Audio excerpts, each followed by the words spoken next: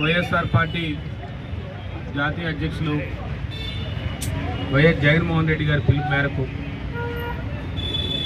ఈరోజు వైఎస్ఆర్ పార్టీ శ్రేణులు అంతా కూడా నిన్నట రోజున ఒక జరిగిన మారణకాండకి ఏదైతే ముష్కర్లు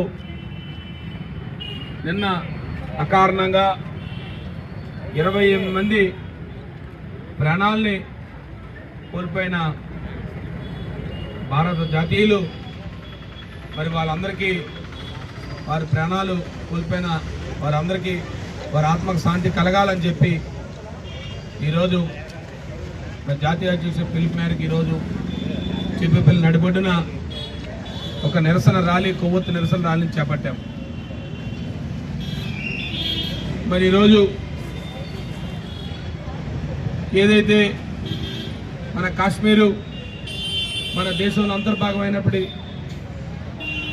ఒక రకంగా చెప్పాలంటే ప్రపంచంలో స్విట్జర్లాండ్ ఏ రకంగా ఉంటుందో అలాంటి ప్రాంతం, ఒక మినీ స్విట్జర్లాండ్ లాంటి ప్రాంతమైన కాశ్మీర్ లాంటి అందాలని మరి పర్యాటకులు ఎంతోమంది వెళ్తూ ఉంటారు ఈ దేశంలో ఉన్న వాళ్ళందరూ కూడా.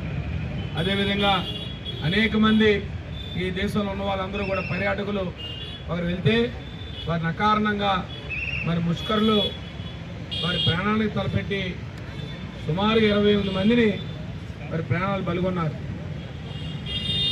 ఈ దేశం భారతదేశం ప్రజాస్వామ్య దేశం, మనం బలహీనంగా ఉన్నాం. కానీ మనలో అశాంతి లేపాలని, ఈ ప్రజాస్వామ్య దేశం ప్రపంచంలోనే అగ్రగామిగా పెరుగుతుందని, దీన్ని ఏ రకంగా విచ్ఛిన్నం చేయాలనే ఉగ్రవాదంతో ఆలోచనలతో సుమారు 28 మంది ప్రాణాలు కలుగున్నారు. మరి వారి కుటుంబాలకు ఆర్థిక సరగాలని ఆ భగవంతుడు ఆ కుటుంబాలకి మరింత బలాన్ని చేకూర్చాలని మరి వైఎస్ఆర్ పార్టీ తరఫున వారందరినీ కోరుకుంటూ, మరి ముఖ్యంగా ఆంధ్ర రాష్ట్ర ప్రజలు కూడా, ఇందులో కూడా 2 పర్యాటకులు ఉన్నారు. ఒకరు విశాఖపట్నం వారు, ఒకరు సుమారుగా ఒంగోలు జిల్లాకు సంబంధించిన వారు, 2 మన రాష్ట్రానికి సంబంధించిన మన తెలుగు వారు కూడా ఉండడం చాలా విచారకరం.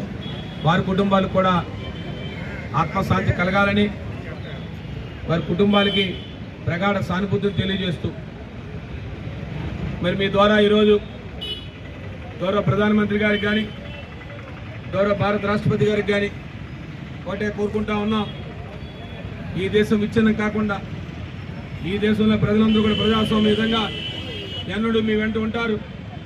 ఈ దేశంలో ఇలాంటి ఉగ్రవాదులకు చోటు లేకుండా చేయాలని మేమందరం కూడా ఈరోజు వైఎస్ఆర్ పార్టీ ఒక నిరసన ర్యాలీని తెలియజేస్తూ మీ వెంటే ఉంటాం. మీరే నిర్ణయం తీసుకుంటే ఆ నిర్ణయానికి కట్టుబడి ఉంటాం. వైఎస్ఆర్ పార్టీ ఎప్పుడూ జాతీయవాదంతో ప్రజాస్వామ్యవాదంతో ఎప్పుడు ఇలాంటి వాటికి చోటు ఇవ్వలేని కారణంగా మరి ఇలాంటి సంఘటనని ముక్తం ఖండంతో మేమందరం ఖండిస్తూ, మరి చనిపోయిన కుటుంబాలందరికీ కూడా ఒక్కసారి చనిపోయిన పుత్రులందరికీ కూడా అమర్ రహే అని తెలియజేస్తూ, అమర్ రహే అమర్ రహే అమర్ రహే అమర్ రహే అమర్ రహే అమర్ రహే అమర్ రహే అమర్ రహే.